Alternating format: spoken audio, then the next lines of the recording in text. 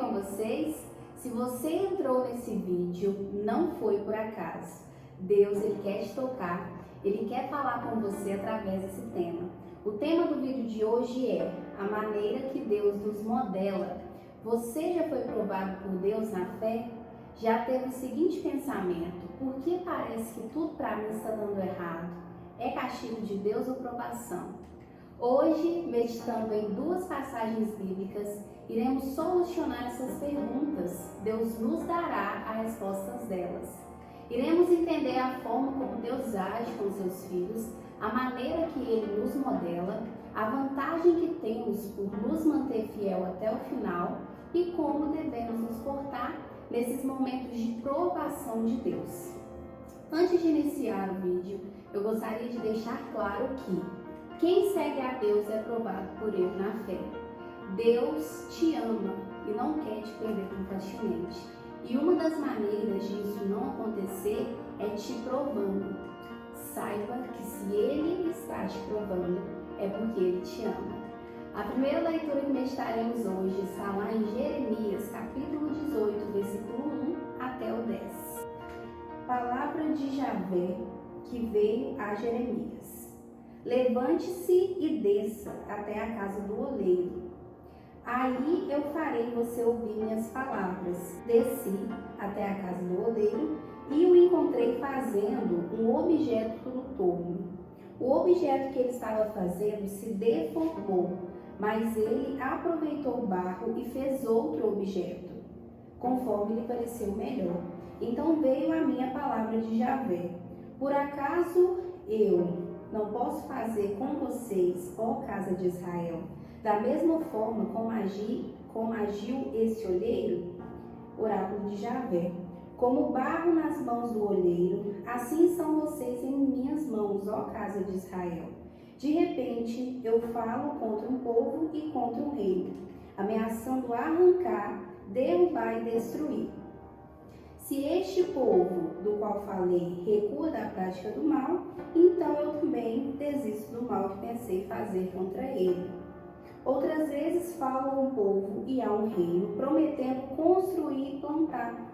Mas se eles praticam o que é mal diante de mim e não obedecem a minha palavra, então eu desisto de dar a eles aquilo de bom que prometi.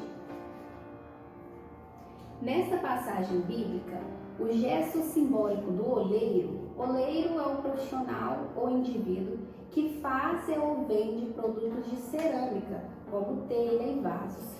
Então, o gesto simbólico do oleiro representa Deus como modelador do ser humano e o Senhor da história. Jeremias obedeceu a palavra de Deus e desceu até a casa do oleiro. Ele observou que o oleiro estava fazendo um objeto no torno, e o objeto dele se deformou, mas ele aproveitou o barro e fez outro objeto, conforme lhe pareceu melhor. Trazendo essa alusão para como Deus modela seus filhos, o ser humano, nós aprendemos que Deus, oleiro, modifica e desfaz a obra cuja qualidade não está de acordo com o seu projeto. Para entendermos melhor a forma como Deus trabalha, voltemos um pouquinho no contexto em que essa passagem de Jeremias acontece. Em 1586 a.C., após longo cerco, os babilônios, chefiados por Nabucodonosor II, tomaram Jerusalém, cidade santa dos israelitas e a capital do reino de Judá. A destruição completa da cidade e do templo de Salomão marca o início de um período sombrio para os israelitas, uma punição de Deus por seus erros. O Senhor havia avisado muitas vezes ambas as nações de que agiam de modo errado e imoral e deviam se arrepender de adorar ídolos. Ele tinha deixado claro que o castigo por não voltar a adorar só a ele seria o exílio. Os judeus não mudaram seus hábitos e agora, como Deus alertou, aconteceu o temível julgamento, realizando as profecias de Jeremias, que é esse livro que eu estou lendo para vocês hoje, que eu acabei de ler o capítulo 18. Só quase 50 anos depois que puderam voltar e reconstruir essa cidade. Esses eventos dramáticos são relatados no fim do segundo livro de Reis. Eu até já trouxe aqui para vocês algumas mensagens meditando nesses dois livros de Reis. Eu vou colocá-los na descrição do vídeo a título de curiosidade e conhecimento, caso você queira aprender mais sobre esse período. O segundo livro de Reis é tumultuoso e relaciona uma série de maus governantes, catástrofe e a perda final das duas nações judaicas, que eram Israel e Judá. Eu, quando entrei na academia, eu fiz a avaliação, como todo mundo faz, né? E o personal trainer me deu uma ficha com duas sessões. Uma sessão eu faria um dia e a outra no outro. E eu iria intercalando os treinos. Gente do céu, eu achei que eu ia morrer. Eu terminava os exercícios com a vertigem, sabe? Quase desmaiando. E pensei até em desistir. Mas eu, por ter contratado o pacote anual, e eu tenho uma dificuldade muito grande em desistir, então para mim não compensava desistir, eu não desisti. Hoje em dia, quase 2 meses depois, está mais tranquilo malhar, porque meu corpo acostumou. Nosso metabolismo é fantástico, né? O termo que nós usamos na enfermagem para isso é homeostase, né? Que é a capacidade do nosso corpo, que o nosso corpo tem de se adaptar com o meio que está inserido. E de vez em quando eu confesso que eu até aumento o peso, que vejo que está tranquilo demais. Fabíola, por que você está me falando isso? O que isso tem a ver com o tema? Deus, ele trabalha da mesma forma. Ele nunca vai te dar algo que você não tenha capacidade de cumprir. Ele te prepara no caminho e durante o caminho você tem tantos desafios, dificuldades e aflições que você começa a ficar imune àquilo. Quando acontecer de novo uma situação parecida, você não vai destabilizar como na primeira vez. Você já estará preparado e saberá até como se portar. Se Deus não te prepara antes, você não consegue se portar depois. Você, movido pelo seu próprio orgulho, vai acabar confiando e esperando no homem as soluções dos seus problemas e irá se frustrar quando ver que eles não são capazes de te suprir em tudo e no final acaba depressivo, começa a usar o pecado como apoio, se escravizando em vícios para tentar fugir daquela realidade. Deus é o único que pode nos suprir em todas as áreas da nossa vida e nos livrar de todo o mal. E se Deus te prepara antes, te coloca em situações que para você era impossível terminar vivo, te conseguir desempenhar, aí sim você reconhece a grandeza de Deus e que foi Ele que te deu, que te ajudou. Você começará a glorificar Deus em tudo, porque saberá que não teria capacidade sozinho de vencer isso. Você irá começar a ficar mais humilde e dependerá cada vez mais de Deus. Nada que você está passando é por acaso. Deus está te preparando para o que você pediu a Ele, ou para os grandes planos e o propósito dele na sua vida. Olha os grandes nomes aí, cantores, famosos, artistas, pessoas relevantes na sociedade.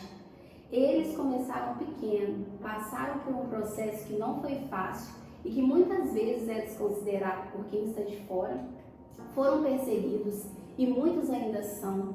Nada é por acaso nessa vida e na caminhada com Deus tudo tem um preço. Só a salvação que não, pois Jesus já pagou o preço lá na cruz por nós. Tapinha nas costas não cresce ninguém. É lutando que nós aprendemos, mas Deus não te dará uma batalha que você não consiga guerrear. Ele estará com você em todos os passos até você sair vivo. Os músculos crescem na dor, né? Nós somos preparados nas dores da vida também, para criarmos músculos espirituais que nos dará uma resistência espiritual. E sobre a questão de que eu falei, né, que na caminhada com Deus tudo tem um preço, aqui eu não estou me referindo apenas à prosperidade financeira, mas também sobre o crescimento, desenvolvimento em qualquer área, familiar, sentimental, emocional, espiritual, profissional, no casamento tão sonhado, na aquisição de uma nova casa, se tornar relevante. Tudo exige preparação de Deus para que você consiga suportar quando for realidade. Essa semana eu ouvi uma frase do Thiago Brunet que eu achei muito linda e que se encaixa perfeitamente no que estamos falando aqui. Coisas grandes sem um Deus grande nos leva a coisas vazias. Saiam desse deserto permanente. Prestem atenção em todos os sinais, pessoas que Deus tem enviado para vocês sem cessar. E vocês não têm dado ouvido, importância. Talvez porque essas pessoas, para vocês, não têm um conhecimento, uma relevância muito grande. Mas são eles que Deus mais usa. Familiares, pai, mãe, avós, prestem muita atenção no que eles dizem, pois Deus coloca suas palavras na boca deles para que você escute. Talvez eles não se expressem da melhor maneira, mas no final tem um único objetivo, o mesmo de Deus. Nos arrependamos da nossa má conduta e corrijamos as nossas ações. Ou seja, se nós começarmos a ouvir eles e a Deus, nós iremos nos converter, sairemos da ignorância do pecado e aprenderemos sobre a verdade que é Cristo. Consequentemente, com a mudança dos nossos comportamentos, sairemos do deserto do pecado, do vício, do medo, da ansiedade, da pobreza espiritual. Deus não fala conosco apenas por meio de pessoas, mas também por meio de situações, da oração, principalmente por meio da palavra dele, da Bíblia. A Bíblia é a mente de Deus. A resposta de todas as suas perguntas estão lá. Faça da presença de Deus uma prioridade. Se nem nós gostamos de tomar café morno, frio, quem dirá Deus? Não tenha uma fé morna, não acredite em Deus de vez em quando, não procure de vez em quando. Deus não te quer pela metade, Ele quer o seu coração todo voltado a Ele. Um dos personagens bíblicos que foram provados por Deus na fé foi Jó. Jó é um exemplo brilhante de servo perfeito de Deus, homem íntegro e justo, temia a Deus e evitava fazer o mal. Ele também foi abençoado com muitos filhos, gado e servos, porém, logo sua vida inteira se arruina. Um dia, quando Deus estava em sua corte no céu, é visitado pelo inimigo de Deus, o acusador. Eles discutem sobre Jó, que Deus descreve como servo fiel.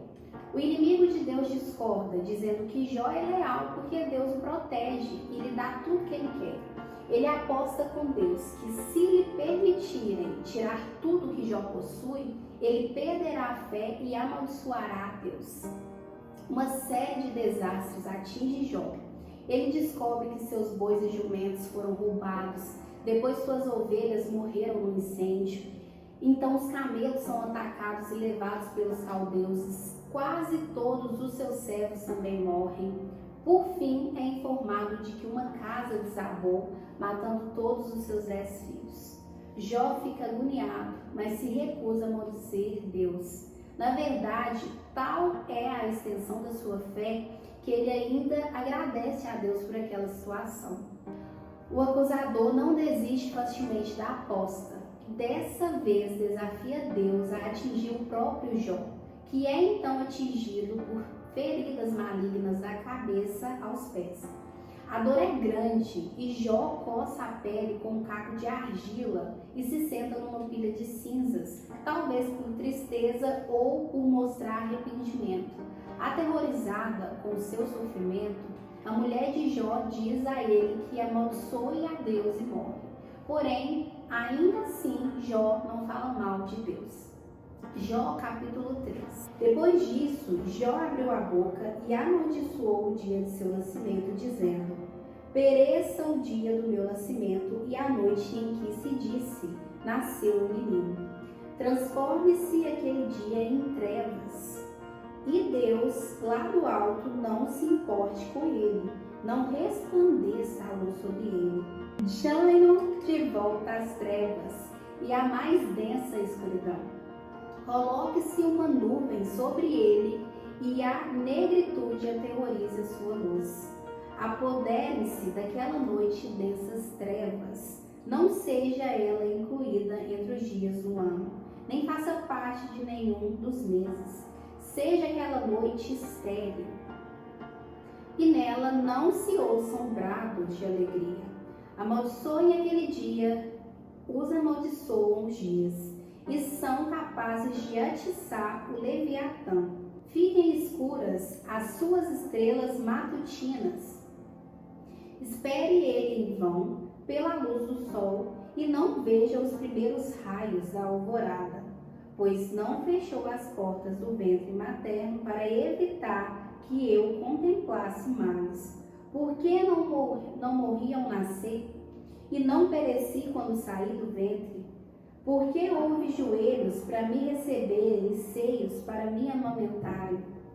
Agora eu bem poderia estar deitado em paz e achar repouso junto aos reis e conselheiros da terra, que construíram para si lugares que agora jazem em ruínas, como governantes que possuíam ouro, que enchiam suas casas de prata. Por que não me sepultaram como criança abortada, como um bebê que nunca viu a luz do dia? Ali os ímpios já não se agitam, e ali os cansados permanecem em repouso. Os prisioneiros também desfrutam sossego, já não ouvem mais os gritos do feitor de escravos. Os simples e os poderosos ali estão, e o escravo está livre do seu senhor. Porque se dá luz aos infelizes e vida aos de alma amargurada, aos que anseiam pela morte, e esta não vem, e a procuram mais do que a um tesouro oculto, aos que se enchem de alegria e exultam quando vão para a sepultura. Porque se dá a vida aquele cujo caminho é oculto, e a quem Deus fechou as saídas. Pois me vêm suspiros em vez de comida, meus gemidos transbordam como água. O que eu temia veio sobre mim, o que eu receava me aconteceu. Não tenho paz, nem tranquilidade, nem descanso, somente inquietação. No início da leitura, podemos observar a lamentação de Jó acerca de tudo que está acontecendo em sua vida, a perda do rebanho, dos filhos, servos e da saúde. Jó estava impaciente e tinha vários questionamentos sobre o sofrimento, o castigo de Deus, que os seus amigos o fizeram acreditar que seria isso, mas Deus estava provando a fé de Jó, não era um castigo. Jó rompe um silêncio, começa a amaldiçoar o dia de seu nascimento e a se revoltar contra Deus. Quando Jó vê seus amigos, ele faz Bildade e Zofa, ele se desmorona e coloca para fora tudo o que estava guardado em seu coração, todos os seus questionamentos, sofrimentos, descontentamentos, e nós também somos assim, na frente de estranhos, quando estamos mal, feridos sentimentalmente, permanecemos íntegros por fora, como se nada tivesse acontecido. E quando vemos alguém em quem confiamos e sentimos uma segurança, nós não resistimos e desmoronamos. Deus é o seu melhor amigo. Não fique fingindo que está tudo bem diante dele quando você não está. Ele te conhece. Deus ama quem ora com o coração aberto e sincero e confia nele todas as suas inseguranças, todos os seus medos, questionamentos, sonhos, quando somos verdadeiros com ele. Quando apresentamos e entregamos todo o nosso peso a ele, ele nos alivia. O jugo de Deus é suave e o seu fardo é leve. Não tente controlar, porque apenas Deus tem o controle. Seu papel é apenas orar, entregar e confiar, e ele fará o resto. Descanse. 3 amigos de Jó, ele faz Bildade e Zofa, vem confortar Jó. Os 4 discutem a situação e concluem que Jó deve ter pecado muito para tamanha ira de Deus. Jó insiste que não pecou e desafia a Deus a um julgamento justo. Deus aparece a ele e lhe faz uma série de perguntas, mas Jó percebe que seu cérebro humano não é páreo para a sabedoria de Deus e se arrepende. Em vista da fé inquebrável de Jó, Deus restitui tudo que ele possuía e mais, abençoando o final da vida de Jó mais que o início. Continuando a leitura, Jó, capítulo 4 e 5. Então respondeu Elifaz de Temã: se alguém se aventurar e dizer-lhe uma palavra, você ficará impaciente? Mas quem poderá refrear as palavras? Pense bem, você ensinou a tantos, fortaleceu mãos fracas. Suas palavras davam firmeza aos que tropeçavam. Você fortaleceu os joelhos vacilantes, mas agora que se vê em dificuldade, você desanima.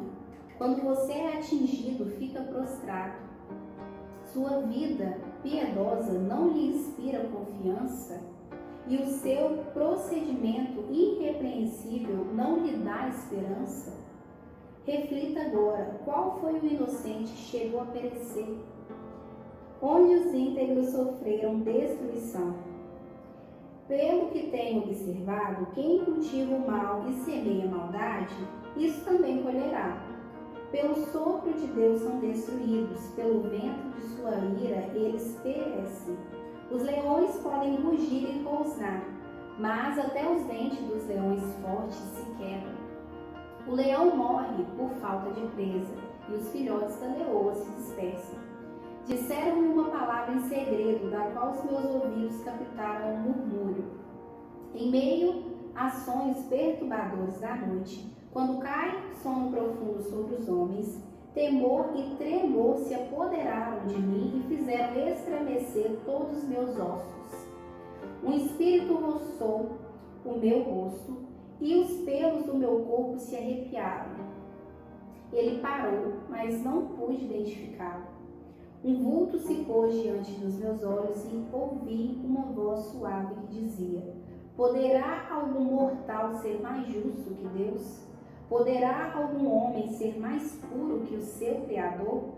Se Deus não confia em seus servos, se vê erro em seus anjos e os acusa, quanto mais nos que moram em casa de barro, cujos alicerces estão no pó. São mais facilmente esmagados que uma traça. Entre o alvorecer e o crepúsculo são despedaçados. Perecem para sempre, sem ao menos serem notados. Não é certo que as cordas de suas tendas são arrancadas e eles morrem sem sabedoria? Clame se quiser, mas quem ouvirá? Para qual dos seres celestes você voltará? O arrependimento mata o insensato, e a inveja destrói o tolo. Eu mesmo já vi o insensato lançar raízes, mas de repente a sua casa foi amaldiçoada.